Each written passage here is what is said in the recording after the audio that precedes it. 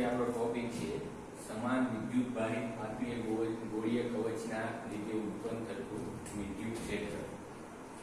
તો મિત્રો આ પણ એક ગાઉસના નિયમ છે, એનો ઉપયોગ પણ છે. આપણે લોકો બે ઉપયોગ છે એની અગાઉ ચર્ચા કરેલી છે. તો આ પણ આપણે ગૌસનો જે નિયમ છે એ નિયમનો ઉપયોગ કરીને કોઈ પણ સમાન વિદ્યુત ભારિત પાતળીય ગોળીય કવચના લીધે ઉત્પન્ન થતું જે વિદ્યુત ક્ષેત્ર છે એનું સૂત્ર તારવવાનું. તો આપણે આમાં બે કિસ્સાઓ છે એની વાત કરવી પડે, કારણ કે જે ગોળીય કવચ છે એના અંદરના ભાગમાં કોઈ બિંદુનો આપણે વિચાર કરવો પડે અને ગોળીય કવચ છે એના બહારના ભાગમાં પણ આપણે કોઈ એક બિંદુ છે એનો વિચાર કરવો પડે. તો પહેલા જે આપણે છે પહેલા કિસ્સામાં આપણે એવું કહી શકીએ કે ગોળીય કવચ છે એના બહારના બિંદુએ આપણે વિદ્યુત ક્ષેત્ર મેળવવું છે. તો બરાબર ધ્યાન આપજો કે એક સમાન વિદ્યુત ભારિત પાતળી ગોળીય કવચ છે કે જેના પર કુલ વિદ્યુત ભાર છે Q છે. ગોળીય કવચ ઉપર કુલ વિદ્યુત ભાર કેટલો છે Q, અને એ વિદ્યુત ભારની પૃષ્ઠ વિદ્યુત ભાર ઘનતા છે સિગ્મા છે. પૃષ્ઠ વિદ્યુત ભાર ઘનતા એટલે મિત્રો એકમ ક્ષેત્રફળ દીઠ વિદ્યુત ભાર, અને ગોળીય કવચ છે એના ઉપર આપણે વિદ્યુત ભાર કેટલો કીધો Q જેટલો વિદ્યુત ભાર વિતરિત થયેલો છે. ઈ ગોળીય કવચની ત્રિજ્યા કેટલી છે તો કે કેપિટલ R. હવે બરાબર સમજશું. કેન્દ્રથી એક સમકેન્દ્રીય હોય એવું સ્મોલ r ત્રિજ્યાનું એક વર્તુળ આપણે વિચારીએ. એટલે કે આપણે P બિંદુ પાસે વિદ્યુત ક્ષેત્ર છે મેળવવું છે. આ જે ગોળીય કવચ છે એના કારણે P બિંદુએ વિદ્યુત ક્ષેત્ર મેળવવું છે. તો આપણે કહી શકીએ જો P બિંદુ છે ગોળીય કવચની ક્યાં પરનું બિંદુ છે તો કે બહારના વિસ્તાર.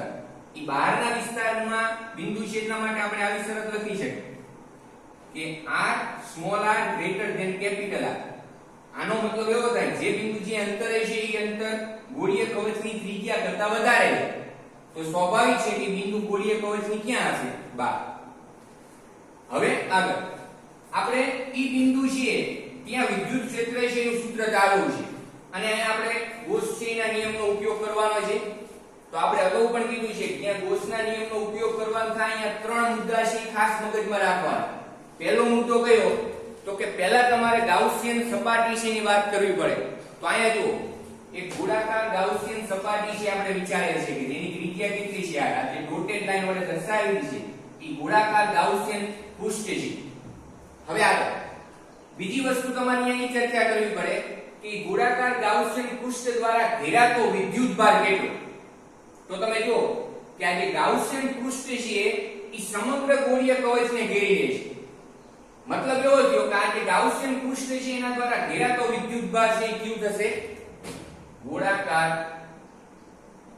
ગાઉસિયન પૃષ્ઠ દ્વારા ઘેરાતો વિદ્યુત ભાર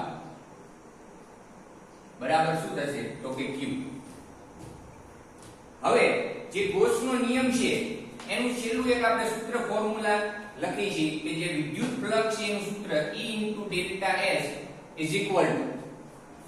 Q ના છેદમાં એપ્સિલોન 0. ત્રીજું સ્ટેપમાં આપણે શું કરીશું કે આ સૂત્ર છે એનો ઉપયોગ થશે.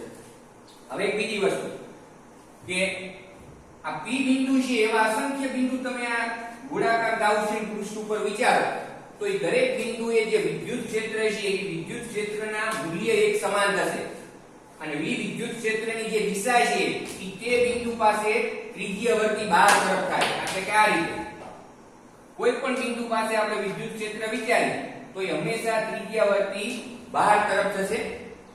શા માટે? કારણ કે આ ધન વિદ્યુત ભાર છે એટલા માટે. જો ત્યાં ઋણ વિદ્યુત ભાર હોય તો વિદ્યુત ક્ષેત્ર તે બિંદુ પાસે ત્રિજ્યાવર્તી અંદર તરફની દિશામાં હોય. હવે આપણે વિદ્યુત ક્ષેત્રનું સૂત્ર છે ત્યાં મેળવવું છે. તો અહીંયા બીજી વસ્તુ વ્યાખ્યાયિત કરી શકીએ વિદ્યુત ભારની પૃષ્ઠ ઘનતા, જેને આપણે સિગ્મા વડે દર્શાવી છે.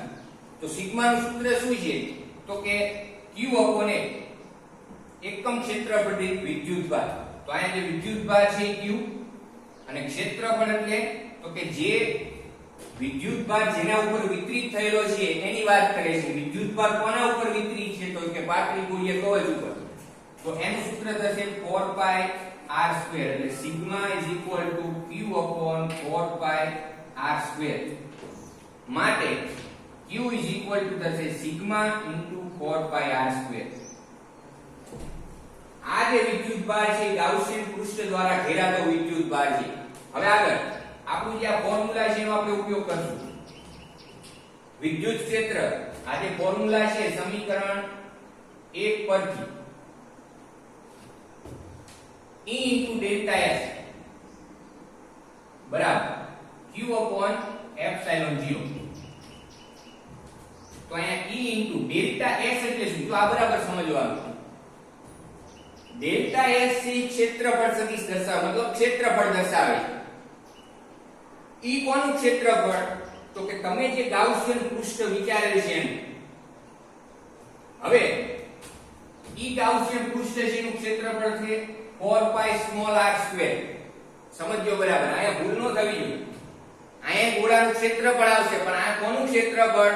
તો કે જે ગાઉસિયન સપાટી તમે વિચારેલ છે એ ગાઉસિયન સપાટી છે એનું ક્ષેત્રફળ તમારે ત્યાં લખવાનું એટલે અહીંયા થશે 4 pi small r square બરાબર. સ્મોલ q એટલે વિદ્યુત ભાર જે ઘેરાય છે અને એનું આપણે ફોર્મ્યુલા મેળવેલ છે sigma * 4 pi capital r square. આ બરાબર ધ્યાન રાખજો. 4 pi કેપિટલ r square છેદમાં એપ્સિલોન 0. આપણે વિદ્યુત ક્ષેત્ર છે મેળવવું છે. આગળ E into અથવા તો E is equal to બંને બાજુથી આ 4 pi છે કેન્સલ થઈ જશે તો અહીંયા મળશે સિગ્મા કેપિટલ R સ્ક્વેર છેદમાં small r square into epsilon 0. હવે આગળ આ જે ફોર્મ્યુલા આપણને મળ્યું E is equal to એમાં હું અંશ અને છેદને 4 pi વડે મલ્ટીપ્લાય કરી નાખું જેમ અહીંયા આપણે અહીં કર્યું હતું. તો આ રીતે બનશે કે 4 pi r square into sigma. અહીંયા અંશ અને છેદને આપણે શેના વડે મલ્ટીપ્લાય કરશું? 4 pi વડે. શા માટે એમને ખબર પડશે? 4 pi r square into epsilon 0. તો અહીંયા જો મિત્રો કે આ જે દર્શાવે છે 4 pi r square into sigma E શું દર્શાવે છે? તો કે q. અહીંયા જે અંશ છે 4 pi capital r square into sigma બરાબર શું થાય? q ઘેરાતો વિદ્યુત ભાર એના છેદમાં 4 pi epsilon 0 into r square. આ છેદ છે આ રીતે લખાય. તો અહીંયા આપણને એક સૂત્ર મળ્યું. આ 1/4 pi એપ્સિલોન 0 એટલે શું? તો કે k. તો અહીંયા સૂત્ર મળ્યું kq/r સ્ક્વેર. જે આપણે સૂત્ર મેળવવાનું સમજ કે ગોળીય કવચ છે એના બહારના બિંદુએ p બિંદુએ જે વિદ્યુત ક્ષેત્ર થશે ઈ વિદ્યુત ક્ષેત્રનું સૂત્ર આ થશે E is equal to kq/r square. હવે મિત્રો બરાબર વિચારો કે જે આપણે બિંદુવત વિદ્યુત ભારના કારણે ઉત્પન્ન થતા વિદ્યુત ક્ષેત્રનું સૂત્ર મેળવ્યું હતું એમાં પણ સૂત્ર આના રીતે જ હતું. સમજજો ત્યાં પણ સૂત્ર આવું જ હતું કે kq/r સ્ક્વેર. તો આ વસ્તુ તમને શું સમજાવવા માંગે છે કે બિંદુવત વિદ્યુત ભારને લીધે ઉત્પન્ન થતું વિદ્યુત ક્ષેત્રનું જો ફોર્મ્યુલા હતું અને પાતળીય ગોળીય કવચ છે નિયમિત વિદ્યુત ભાર જેના ઉપર વિતરિત થયેલો છે ઈ ગોળીય કવચના લીધે કોઈ બહારના બિંદુએ વિદ્યુત ક્ષેત્ર મેળવો તમે તો આ સૂત્ર દ્વારા જ મળે. જે તમને એવું સમજાવવા માંગે છે કે આ જે પાતળીય ગોળીય કવચ ઉપર જે વિદ્યુત ભાર વિતરિત થયેલો છે સમજો બરાબર ઈ વિદ્યુત ભાર તમારે આ ગોળીય કવચના કેન્દ્ર ઉપર રે વિદ્યુત ભાર છે એવું તમારે ધારવાનું છે. સમજો બરાબર. એટલે આજે આપણી આખી આકૃતિ છે એમાં જે ગોળીય કવચ ઉપર જે વિદ્યુત ભાર વિતરિત થયેલો છે બધો વિદ્યુત ભાર ક્યાં સમાયેલો છે એવું ધારવાનું. તો કે એના કેન્દ્રમાં સૂક્ષ્મ વિસ્તાર એટલે કે અહીંયા જે સપાટી ઉપર q વિદ્યુત ભાર છે આપણે અહીંયા ધારીએ. તો હવે જો ફોર્મ્યુલા આવશે q થી r અંતરે આવેલા p બિંદુએ વિદ્યુત ક્ષેત્ર બિંદુવત વિદ્યુત ભાર kq/r². આના ઉપરથી વિદ્યુત ક્ષેત્ર છે ત્રિજ્યાવર્તી બહાર તરફ છે કે અંદર તરફની તમે કહી શકો. જેમ કે હું એમ કહું કે q greater than 0. જો q greater than 0 હશે તો એનો મતલબ એવો થયો કે આ ધન વિદ્યુત ભાર હશે. ધન વિદ્યુત ભાર હોય તો એના બહારના વિસ્તારમાં કોઈ પણ બિંદુએ જે વિદ્યુત ક્ષેત્ર તમે વિચારશો ઈ ત્રિજ્યાવર્તી બહાર તરફ થશે. મતલબ આ બિંદુએ વિદ્યુત ક્ષેત્ર આ રીતે દર્શાવવું પડે ત્રિજ્યાવર્તી બહાર તરફ ઈ સદી. આ જે ફોર્મ્યુલા છે તમારે સદિશ સ્વરૂપે લખવું હોય લખી શકાય E સદિશ KQ/r² r કેરેટ, જ્યાં આ r કેરેટ છે શું દર્શાવે મિત્રો? તો ઈ r કેરેટ છે ઈ તે બિંદુ પાસે વિદ્યુત ક્ષેત્ર કઈ દિશામાં છે ઈ દિશામાંનો એકમ સદિશ દર્શાવશે. અહીંયા આપણે કીધું એમ કે જો q > 0 હોય તો ઈ જે વિદ્યુત ક્ષેત્ર છે આ બધા જ બિંદુએ ત્રિજ્યાવર્તી બહાર તરફ થાય. સમજો એટલે અહીંયા હું લખી શકું વિદ્યુત ક્ષેત્ર ત્રિજ્યાવર્તી બહાર તરફ, અને જો q < 0 હોય મતલબ જે ગોળીય કવચ પરનો જે વિદ્યુત ભાર છે પોઝિટિવ ને નેગેટિવ ઋણ વિદ્યુત ભાર તો શું થશે કે આ બિંદુએ જે વિદ્યુત ક્ષેત્ર છે ત્રિજ્યાવર્તી અંદર તરફ તમારે આ રીતે દર્શાવવું પડશે. મતલબ દરેક કિસ્સામાં વિદ્યુત ક્ષેત્ર હંમેશા ત્રિજ્યાવર્તી હશે. સમજજો બરાબર? અહીંયા વિદ્યુત ક્ષેત્ર હંમેશા કેવું હશે? ત્રિજ્યાવર્તી. કાં તો બહાર તરફ q > 0 હોય તો ત્રિજ્યાવર્તી બહાર તરફ, અને q < 0 હોય તો ત્રિજ્યાવર્તી અંદર તરફ. તો મિત્રો આ રીતે તમે જે ફોર્મ્યુલા છે એ મેળવી શકો કે કવચના બહારના બિંદુએ વિદ્યુત ક્ષેત્ર છે એનું સૂત્ર થાય KQ/r², અને ઈ સૂત્ર બિંદુવત વિદ્યુત ભારના વિદ્યુત ક્ષેત્ર જેવું જ છે. કારણ પૂછે તો કારણ આપણે જણાવશું કે ત્યારે તમારે એવું ધારવું પડે કે આ ગોળાકાર કવચ છે ઈ કવચ પરનો સમગ્ર જે વિદ્યુત ભાર છે ઈ ગોળાના સૂક્ષ્મ કેન્દ્રીય વિસ્તારમાં કેન્દ્રિત થયેલો છે. માટે એનું જે સૂત્ર છે એના જેવું મળે જો KQ/r². ખબર પડે છે દરેકને? હવે આગળ આપણે એ વાત કરી કે કવચના બહારના બિંદુએ, તો હવે પ્રશ્ન થાય કે માની લો કે જે બિંદુ છે એ કવચના અંદરના વિસ્તારમાં ક્યાંક હોય તો ત્યાં પણ તમે વિદ્યુત ક્ષેત્ર છે એનું સૂત્ર ધારી શકો. તો બરાબર ધ્યાન આપશું આપણે.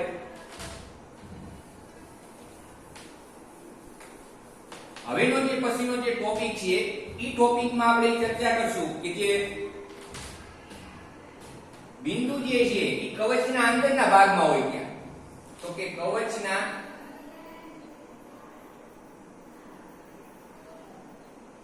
અંદરના વિસ્તારમાં આવે બિંદુએ વિદ્યુત ક્ષેત્ર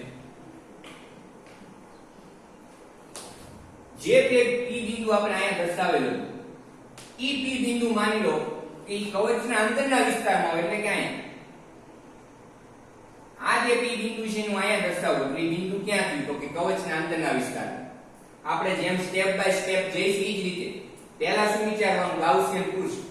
તો હું જો અહીંયા r ડેશ ત્રિજ્યાનું અલગ ત્રિજ્યા નામ આપી r ડેશ ત્રિજ્યાનું ગાઉસિયન પૃષ્ઠ વિચારીશું.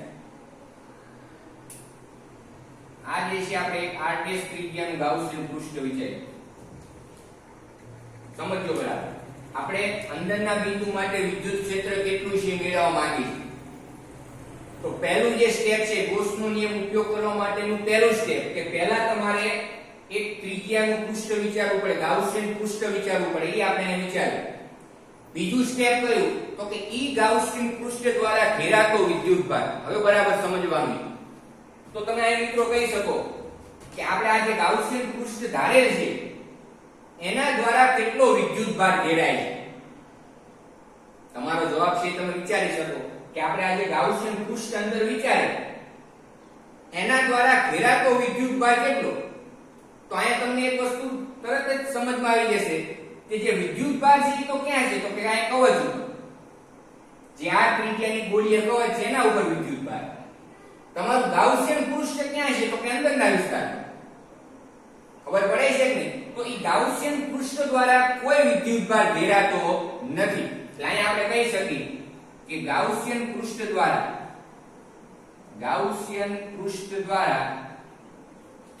ઘેરાતો વિદ્યુત ભાર, ઈ વિદ્યુત ભારને આપણે q વડે દર્શાવીએ છીએ. તો ઈ ઘેરાતો વિદ્યુત ભાર કેટલો થશે? 0. હવે આપણે વિદ્યુત ફ્લક્સમાં ભણી ગયા કે જો કોઈ પૃષ્ઠ દ્વારા વિદ્યુત ભાર ઘેરાય જ નહીં તો એની સાથે સંકળાયેલ ફ્લક્સ કેવું કહેવાય? શૂન્ય. એટલા માટે તમે આ કહી શકો કે જે આપણે ગાઉસનો નિયમનું ત્રીજું સ્ટેપનો ઉપયોગ કરી છે, આ જે સૂત્ર મૂકી છે આપણે કે psi = E into delta S is equal to Q ના છેદમાં એપ્સિલોન 0.